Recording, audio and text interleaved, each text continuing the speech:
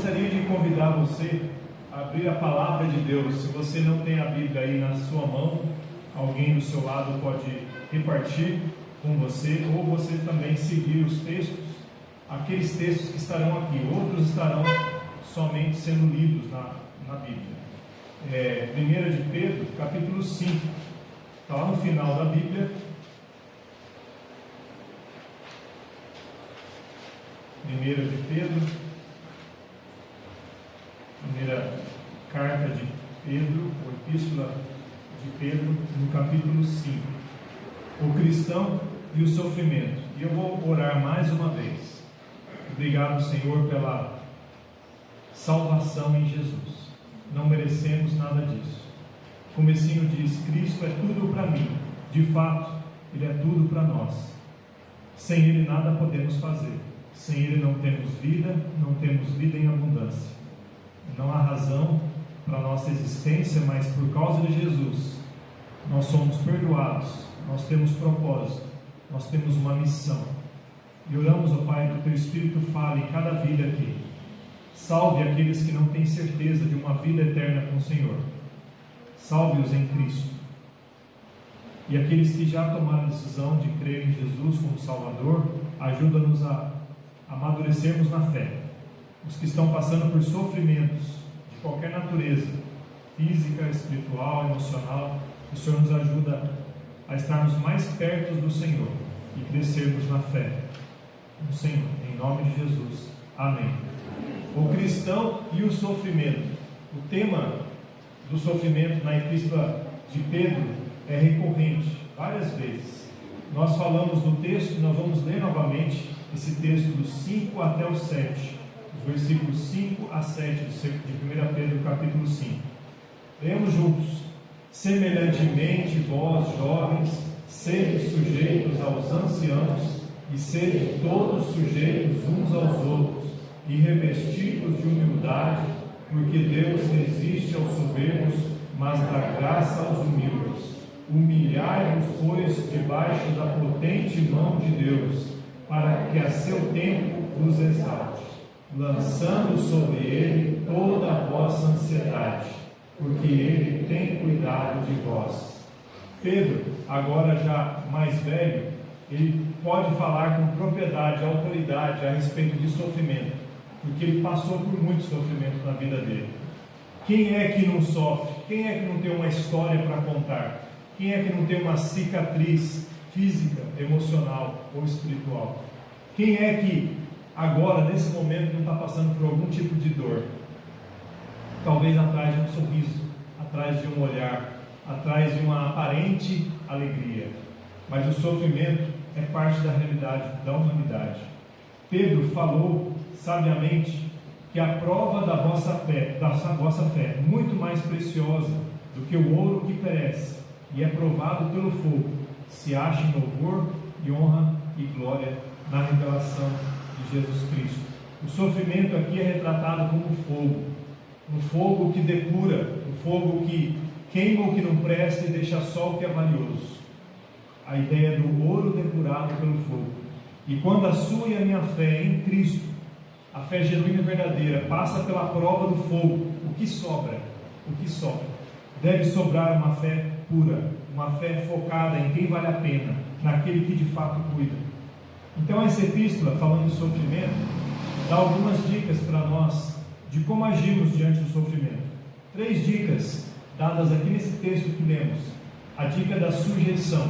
Quando nós sofremos, nós tendemos a sermos independentes, a falar: não preciso de ninguém, eu consigo resolver minhas situações sozinhos. E aqui fala: ser sujeito aos anciãos, aos líderes, aqueles que Deus deu um dom específico para poder ajudar. Não que os anciãos, os pastores, os líderes são poderosos, têm uma capacidade maior.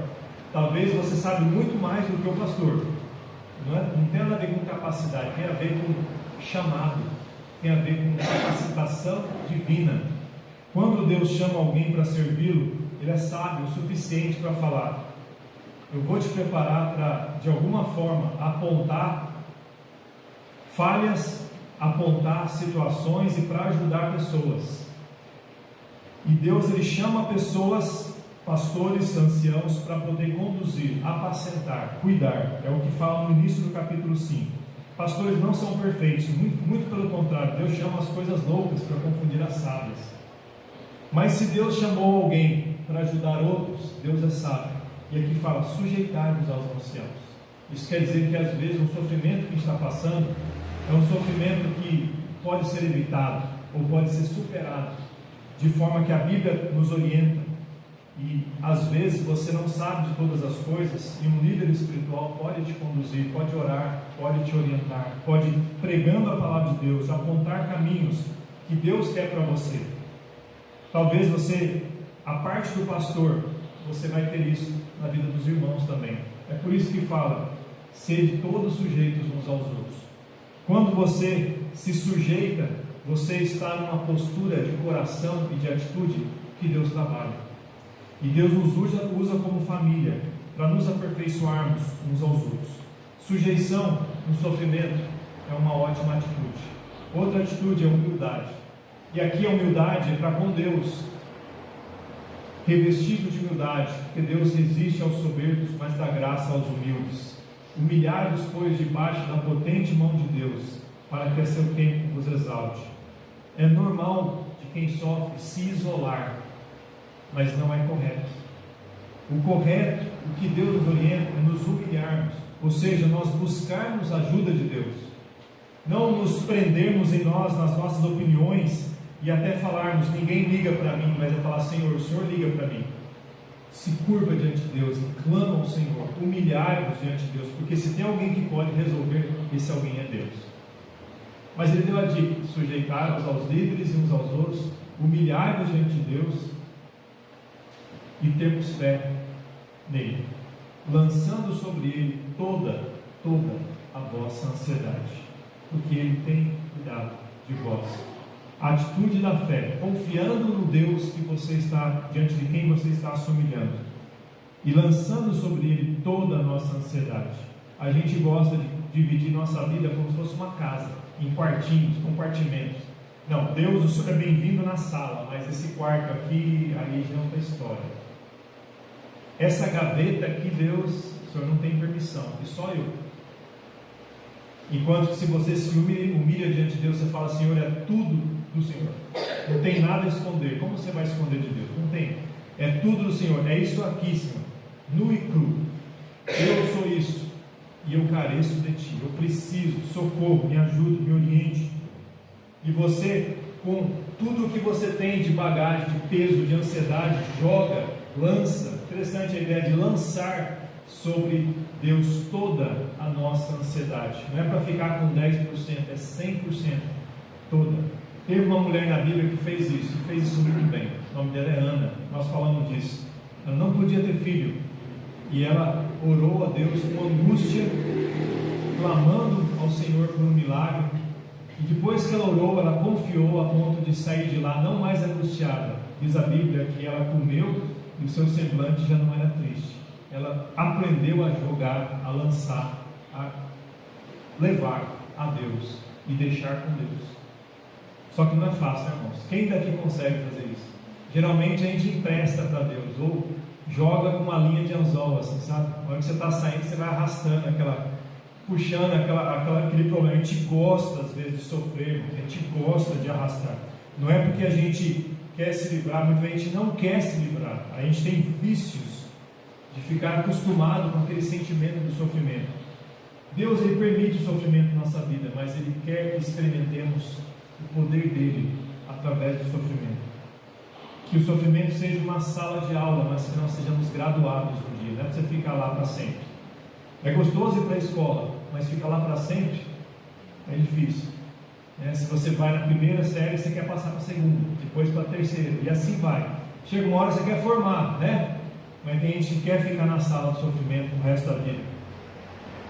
Quando acaba, ele sente falta e quer procurar outro. E a Bíblia fala, lançando sobre ele. Ana aprendeu a lançar. Deus ouviu o clamor dela. Porque Deus tem cuidado de nós. Ele tem cuidado. Não é uma fábula, é um fato. É algo que tem prova na história. Os discípulos sabiam disso. Jesus ensinou para eles em Mateus e falou, olha, buscai primeiro o reino de Deus, sua justiça, e todas essas coisas vos serão acrescentadas, comida e roupa. É isso que estavam preocupados, com a vestimenta e com o sustento, com o alimento. E Jesus falou: olha, Deus, ele se preocupa com os passarinhos, aqueles seres que vêm voando, que tem um cérebro desse tamanho, aqueles bichinhos que você vê uma vez, talvez você não vai ver de novo. Ele se preocupa com eles, ele alimenta esses seres. Ele não vai se preocupar com você, criado em mais semelhança dele?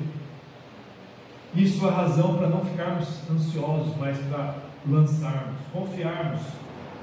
E ele cuida dos lírios do campo, das plantas, das ervas. E nem Salomão, na sua glória e majestade, se vestiu com tanta beleza como aquelas plantas que vivem hoje e passam pouco tempo, se secam e morrem. Deus cuida de nós, Deus cuida de fato. Então, com base nesse fato que Deus cuida, vamos confiar, vamos lançar. Pedro, então, ele lembra do sofrimento dele. Nós falamos no domingo passado, quando Pedro negou Jesus. Quantas vezes Pedro negou Jesus, irmãos? 3 vezes, está lá em João 21. E ele achou que estava tudo perdido. Ele negou o seu Salvador, negou aquele que morreu por ele, negou aquele que ele disse que nunca negaria. E para ele estava perdido. Ele largou mão, como diz o mineiro, chutou o balde. Ele voltou à carreira antiga, pescador.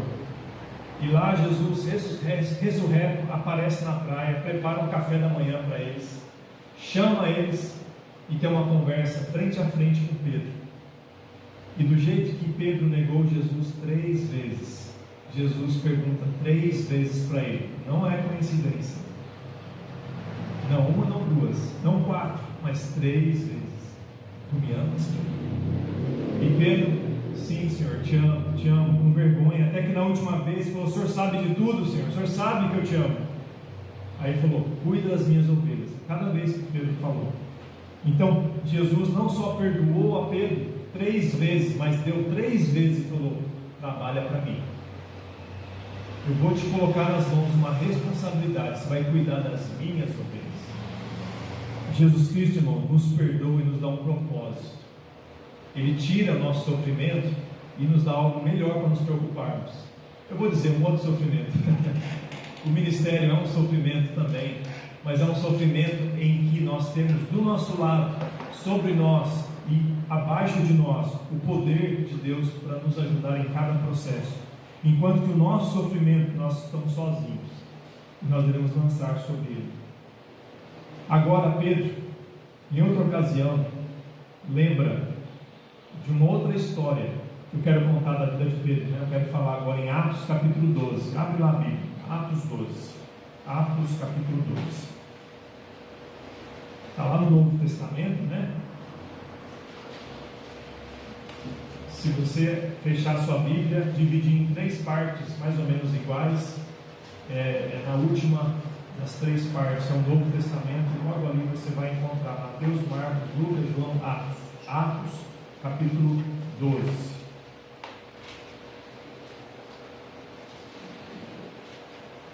E nós vamos ler e está falando conforme nós lemos. Vamos estar expondo a palavra de Deus no decorrer da leitura. E por aquele mesmo tempo, o rei Herodes estendeu as mãos sobre alguns da igreja para os maltratar, e matou a espada Tiago, irmão de João. E vendo que isso agradara aos judeus, continuou mandando prender também a Pedro. E eram os dias dos ázimos. E havendo-o prendido, o encerrou na prisão, entregando a 4 quaternos de soldados, para que o guardassem, querendo apresentá-lo ao povo depois da Páscoa. Agora, o rei palestino Herodes, representando as forças do mundo, as autoridades, o poder que há na terra e que tem influência sobre os homens, particularmente os discípulos. Agora esse homem, Herodes, lança uma grande perseguição aos discípulos de Jesus. O livro de Atos conta como que Cristo cumpriu a promessa de mandar o poder do Espírito Santo para testemunharem, os discípulos testemunharem aqui, lá e acolá. Para testemunhar em Jerusalém, a cidade deles, Judéia e Samaria, que seria a região das cidades circunvizinhas, o estado, e os confins da terra, outras nações. Então, Atos capítulo 1 vai falar então que em Jerusalém eles pregaram, depois que o Espírito Santo veio. Depois no capítulo 8, eles pregaram em Judéia e Samaria. E depois no capítulo 13 em diante, eles pregaram para os confins da terra. Só que, quando eles estavam pregando em Judéia e Samaria, as perseguições começaram a vir. No capítulo 12 foi quando vieram realmente perseguições. E Herodes foi aqui um personagem chave. Herodes pegou um dos discípulos chamado Tiago. Esse Tiago, irmãos, é o irmão de João, tá? Eu até anotei aqui, porque tem vários Tiagos na Bíblia. Então você vai encontrar Tiago, até mesmo no final dessa história, tem um outro Tiago, tá? Esse Tiago é o irmão de João, filhos de Zebedeu. Lá em Mateus 10 fala que Jesus chamou os 12, os discípulos, e está lá esses dois irmãos, filhos de Zebedeu. Esse Tiago é o irmão de João. Aí tinha outro Tiago, filho de Alfeu, e tem um outro Tiago que é o irmão de Jesus, o irmão físico, né? O meio-irmão de Jesus, podemos dizer assim. Vários Tiagos, né? Mas esse Tiago é o único mártir dos discípulos, né? Que nós vemos. Alguém fala, mas Estevão não é? Sim, Estevão é, mas ele não fazia parte dos 12, né? Esse Tiago aqui era dos 12, aquele que foi retratado aqui nas Escrituras como que foi morto por uma autoridade. E aí Herodes viu que todo mundo ficou aplaudindo, os judeus, os religiosos ficaram, é isso mesmo, tem que pegar esses cristãos, esse grupo que é uma seita, né, que está pervertendo tudo. E ele começou a falar, então é isso, eu quero mais aplauso, né? Então ele pegou Pedro, que era a chave, e prendeu Pedro, e manteve Pedro sob guarda. Interessante, irmãos, ver que o recurso do mundo é cheio de maldade e hostilidade. Foi isso que ele fez. Se você ver o que ele fez com Tiago, ele mandou prender, e era perto da festa dos pães ázimos, da Páscoa judaica, e ele queria segurar durante aquela festa, para depois libertar, para depois apresentá-lo ao povo, depois da Páscoa. E ele colocou ele sob 4 quaternos de soldados. O que seria isso? Pegou 4 soldados, que é uma escolta, fez isso 4 vezes, tinha 4 escoltas de 4 soldados para guardar um homem. Olha como Pedro é tão forte, um pescador muito forte, perigosíssimo. Precisava de 4 esquadrões de 4 soldados para vigiá-lo. Dá para perceber um pouquinho de injustiça aí? Isso não acontece mais hoje em dia, né? Em nenhum âmbito. Obviamente acontece, mas já era comum naquela época de autoridades usarem e abusarem do poder que tinham, sobrecarregando e usando até mesmo de força e poder sobre quem não podia nem reagir, e nem reagiria. Pedro não reagiria, e ele fez isso com Pedro. Isso foi a força do mundo, a maldade e a hostilidade. Eu digo para vocês, irmãos, uma aplicação que nós tiramos daqui, talvez seja essa parte, falar, puxa vida, como é que Deus deixou o servo dele, Tiago, morrer, e o outro servo dele, Pedro, ser preso? E eu falo para você, irmãos, seguir a Jesus não significa uma vida isenta de problemas. Essa história de cristianismo sem sofrimento não é o cristianismo verdadeiro. É um cristianismo que quer ser vendido, quer ser colocado na vitrine para que haja mais pessoas, mais adeptos, mas que na verdade não são cristãos, são religiosos, que querem a parte boa, que querem chegar no topo sem subir os degraus da fé, que querem alegria sem a razão da alegria, que querem paz sem o príncipe da paz. O cristianismo barato, mas o cristianismo verdadeiro é o que Jesus falou: no mundo tereis aflições, tende bom ânimo, eu venci o mundo. Às vezes Deus permite tragédias, irmãos, que acontecem aos servos dele, mas por que ele faz isso? Porque ele está no controle. Tiago foi para a presença de Deus, e Pedro depois vai ser liberto. A gente vai chegar aqui. Então, para Tiago não foi prejuízo absolutamente nenhum, mesmo que você pensa, puxa vida, né? Ele foi direto para a glória. Ele não passou, não tinha dúvida disso. Deus permitiu. 1 de Pedro 3:16 e 17 diz: tendo uma boa consciência, para que naquilo em que falam mal de vós, como malfeitores, fiquem confundidos os que blasfemam da vossa boa conduta em Cristo.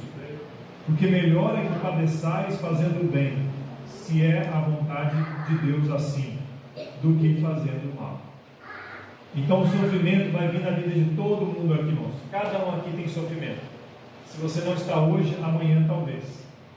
Mas segundo esse texto, é melhor passar por sofrimento fazendo bem do que fazendo mal.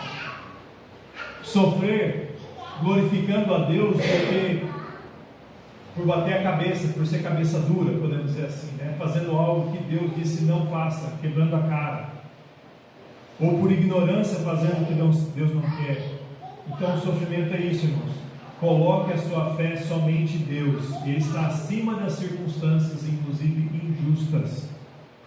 Pedro confiou nisso. Esse foi o mundo, o recurso do mundo, mas tinha um recurso da igreja. A igreja estava crescendo, irmãos, mesmo diante do sofrimento.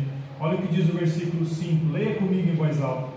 Pedro, pois, era guardado na prisão, mas a igreja fazia contínua oração por ele a Deus. A igreja orava por Pedro, a igreja intercedia por Pedro. E ela fazia isso continuamente. Nós reunimos aqui para orar de manhã e de noite, naquele momento que aparece a oração lá, né? E nós oramos. Deus tem poder, Deus responde, irmãos. Quantas respostas nós já ouvimos, amém? Amém. Desse pequeno tempo que nós dedicamos, aqui fala que a igreja continuamente orava por Pedro a Deus. Então, enquanto Pedro estava na cadeia, a igreja estava ajoelhada, a igreja estava clamando, a igreja estava buscando o Senhor. Alguns dos textos falam a respeito, aqui mesmo vai falar que a igreja se reunia não só no prédio, mas nas casas, em algumas casas particulares, particularmente falando. Então, o recurso da igreja, oração. Você usa o recurso da igreja, o recurso que Deus te dá, ou você esquece, você acaba deixando talvez para um dia que você vem no culto de oração. Eu vou orar hoje, é dia de orar, né? Aí você vai na igreja. Como é que está a sua vida de oração? Você tem o hábito de orar antes de sair de casa? Que seja automático. Mesmo que seja automático, Senhor abençoe. Antes de comer, ou durante ou depois, né? Às vezes lá em casa a gente criou o hábito de orar durante e depois. Eu aprendi isso com meu sogro. E eu aprendi que não é pecado, né? A gente prefere orar antes, mas às vezes família grande, sempre fica alguém de fora, né? Que vem depois. A gente começa a comer, agradece lá dentro, agradece durante e agradece depois. Mas será que a sua vida de oração é só isso? Tem gente que nem isso faz. Oração constante, contínua. A resposta, o recurso da igreja é a oração. É de graça, irmãos. É disponível, é acessível. Não custa nada mesmo, mas você usa. Aí tem a resposta de Deus. Leia comigo em voz alta. E quando Herodes estava para comparecer, nessa mesma noite estava Pedro dormindo entre dois soldados, ligado com duas cadeias, e os guardas diante da porta guardavam a prisão. Toda essa guarda sofisticada, perigosíssimo que era Pedro, sabe o que ele estava fazendo? Dormindo. Quem daqui gosta de dormir? Levanta a mão. Tem gente que tem vergonha. É uma bênção dormir, não é, irmãos? É uma bênção. Pedro aproveitou aquele momento, já que ele estava no meio de dois guardas. Eu acho que ele pensou: olha, é um lugar bem seguro, né? Eu vou dormir mesmo. Ele não ficou preocupado, não ficou reclamando, não ficou falando para os guardas: olha aqui, eu sou inocente, veio contando as histórias dele. Ele fechou os olhos e dormiu entre dois soldados, enquanto os outros dois estavam lá fora, né, guardando, e ele estava com cadeias, né, ou tipo algemas, né, preso. Quando Deus responde, irmãos, nós podemos confiar no poder e no livramento de Deus. Aqui Pedro descansou em Deus, porque ele conhecia o poder de Deus, sabia que Deus o capacitara. O Espírito Santo estava na mente, no coração e no corpo de Pedro, dominando, habitando, capacitando Pedro. E Pedro fez o que? Dormiu. O crente, quando confia em Deus, ele sabe lançar sobre Deus toda a ansiedade. Não quer dizer que ele não faz nada, que ele não trabalha, que ele fica lá esperando cair do céu. Lembra que nós falamos? Até os passarinhos que não trabalham nem ceifam, eles fazem o quê? Para ter o alimento. Eles voam e pegam o alimento, que está pronto, mas pegam. Eles usam o recurso das asas para poder pegar o que Deus já providenciou. Até as plantas também, elas afundam a raiz para alcançar os nutrientes, para poder dar frutos e envelhezar-se. Então, o nosso trabalho é descansar no Senhor, confiando. Nós podemos fazer isso trabalhando e enquanto dormimos. Pedro, ele já fez bem a parte dele, só que agora não tinha para onde ir, estava preso.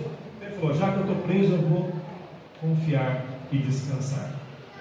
Aí o versículo 7: eis que sobreveio o anjo do Senhor, resplandeceu uma luz da prisão, tocando a Pedro no lado, despertou, dizendo: levanta-te depressa.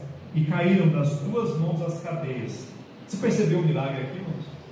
Enquanto Pedro dormia, ele estava dormindo, a igreja estava orando, e Deus mandou o anjo e resplandeceu uma luz na prisão. Isso é cena de filme de Hollywood. E o anjo tocou em Pedro para acordar Pedro. Prova de que ele estava dormindo mesmo, né? Precisou de um anjo para acordar ele. Ele despertou. Aí o anjo falou: levanta-te depressa. Irmãos, tem hora para dormir, tem hora para acordar e fazer as coisas rápido. E o anjo falou: agora levanta rápido.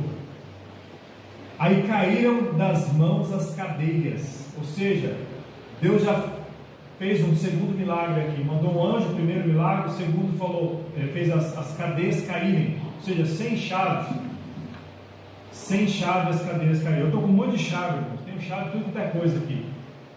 Então, hoje o Axil pediu a chave 2 vezes, a chave do armário. Sabe o que eu faço? Eu pego aquele molho pesado e falo: tá aqui, ó. Quase que eu falo: acha, se vira. Né? E está só aumentando, né?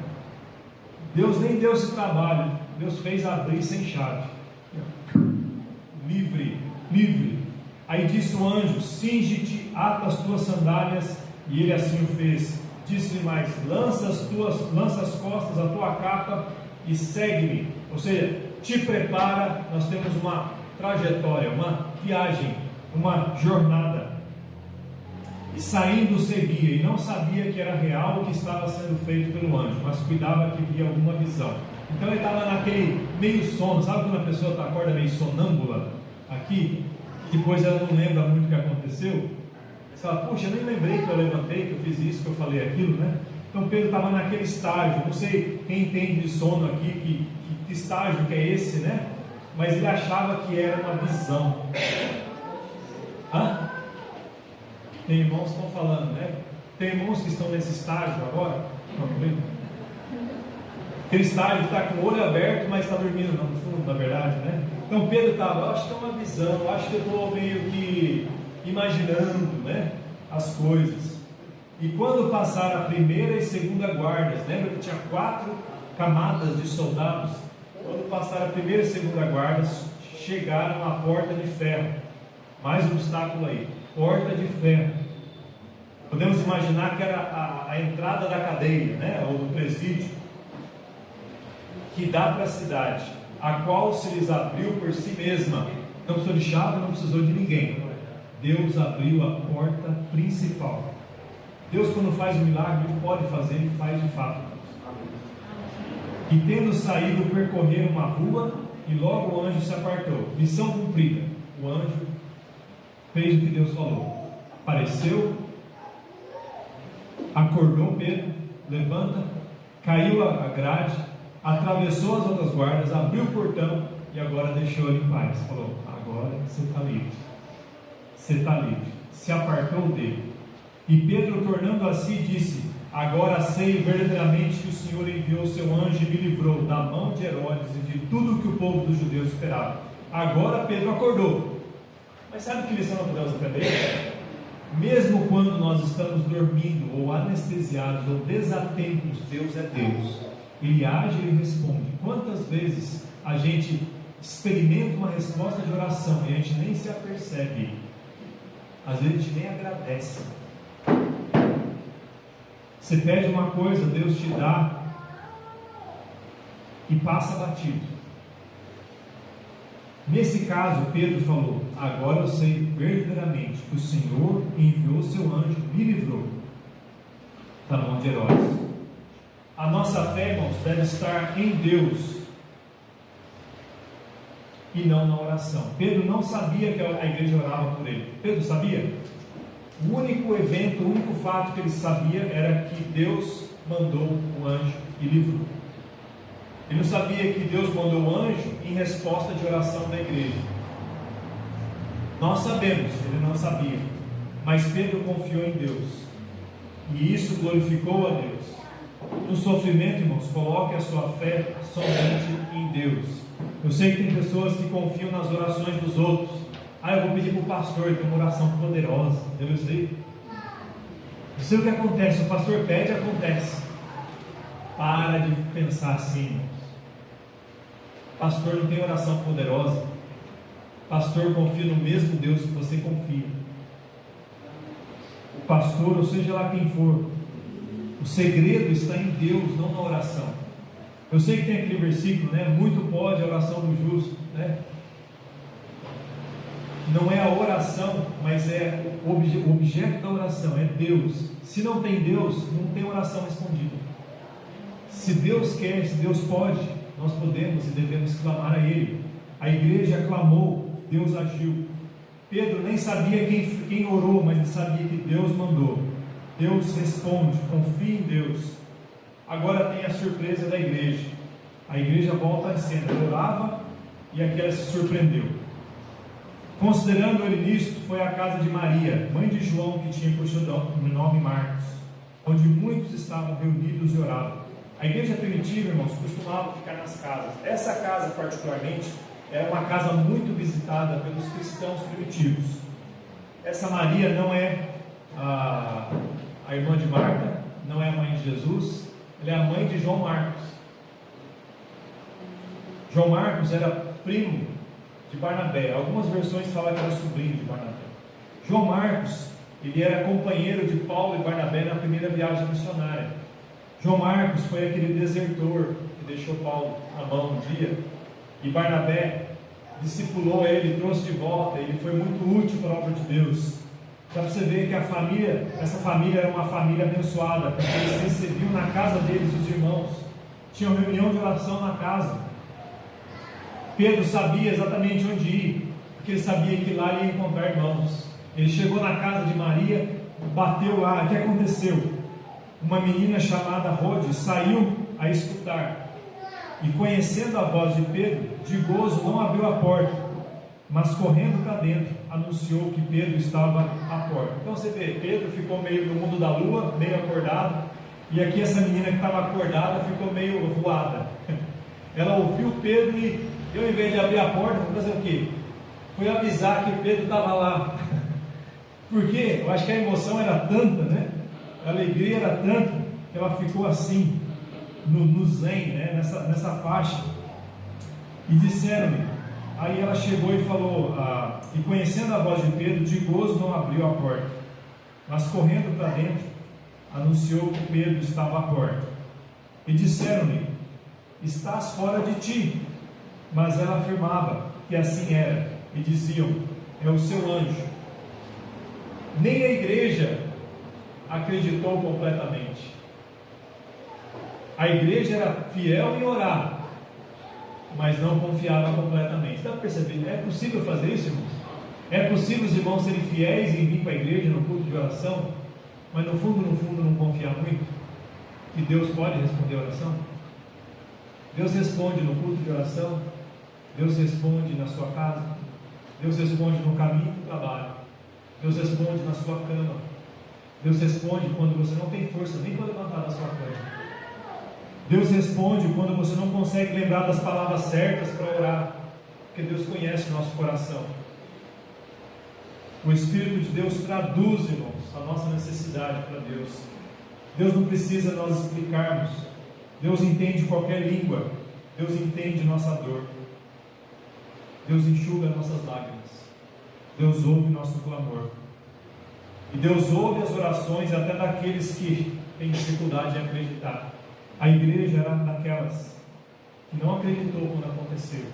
Quando aconteceu o que eles pediram. Você viu aquela história da família indo para a igreja? Oravam no Nordeste. Eles iam para a igreja, no culto de oração, pedir por chuva. E sempre pediam por chuva. Aí um dia o menininho, com aquela fé genuína, né, inocente, levou o guarda-chuva. Aí o pai falou: o que você está fazendo, menino? Ó, pai, estou levando o guarda-chuva. Mas por quê? Nós vamos pedir por chuva para Deus, então tem que estar preparado, né, pai? Aqueles irmãos pediam por chuva, mas não iam preparados para a chuva que viria. E quantas vezes nós assim agimos?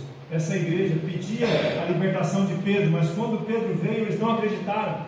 Quando a menina falou: Pedro está aí, eles falaram: você está louca, menina, é um fantasma. Mas Pedro perseverava em bater, e quando abriram, viram-no e se espantaram. Ou seja, não é possível.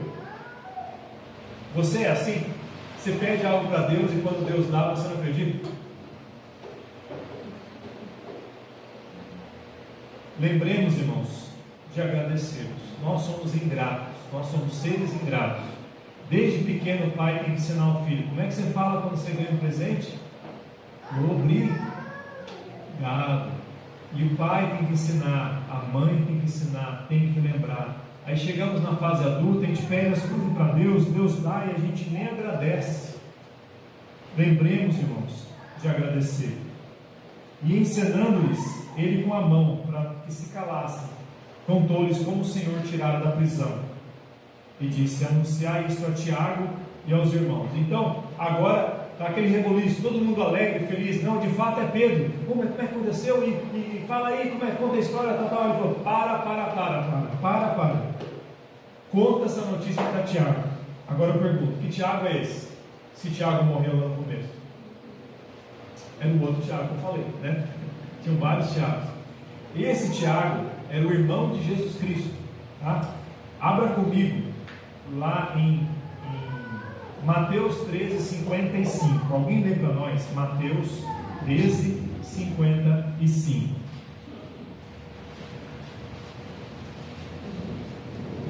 Se você abriu, leia em voz alta. Qualquer irmão ou irmã que achou.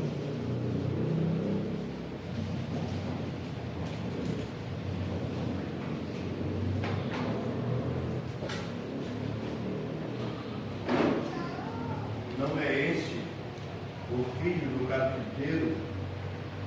Ou não se chama sua mãe Maria e seus irmãos Tiago, José e Simão e Judas?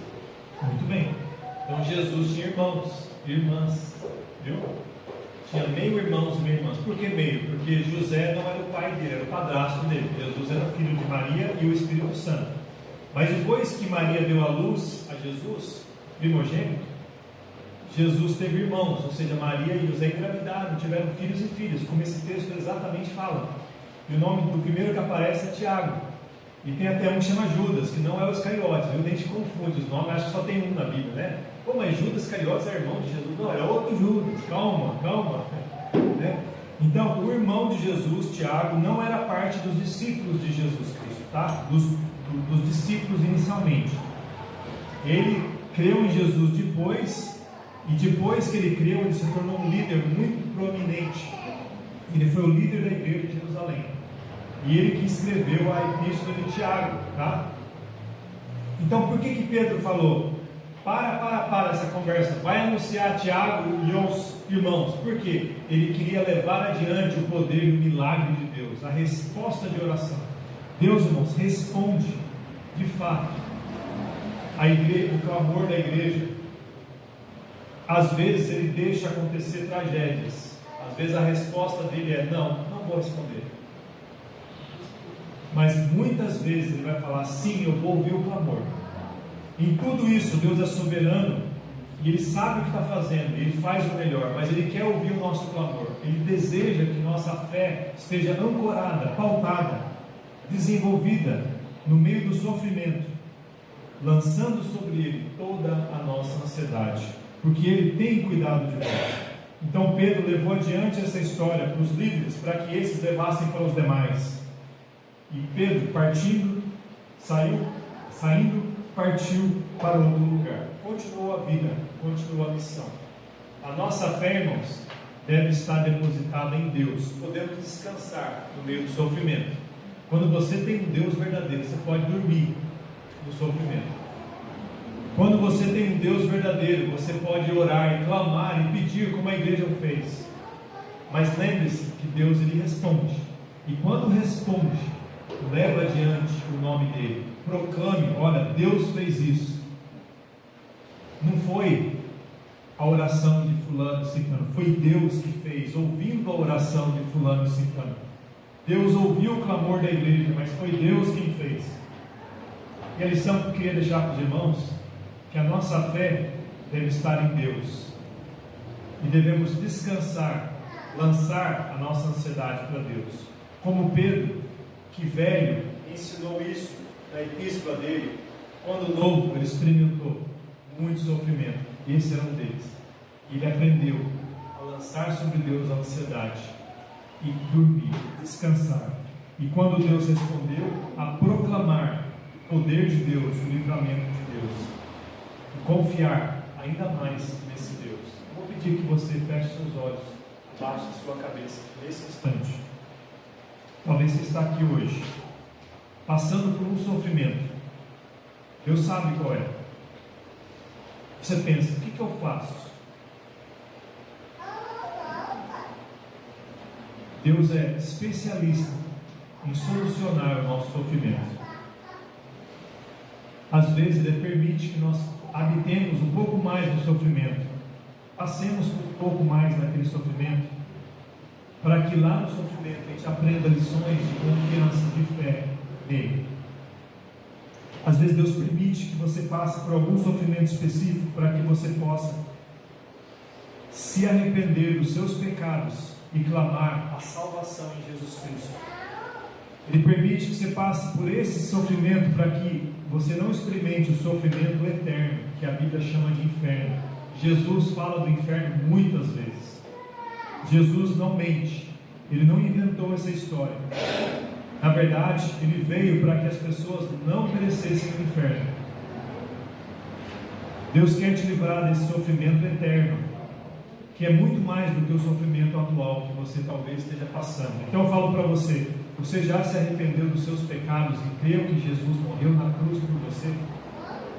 Esse é o jeito que Deus te livra desse sofrimento eterno. Ele te perdoa dos seus pecados e te salva, te dá uma vida eterna com Ele quando você partir. Mas Ele também te dá uma vida abundante aqui, quando você continua aqui. Porque quando você passa por sofrimento, você consegue dormir no meio das dificuldades, você consegue descansar. Mesmo que doa, você consegue confiar naquele que tudo pode, como Deus.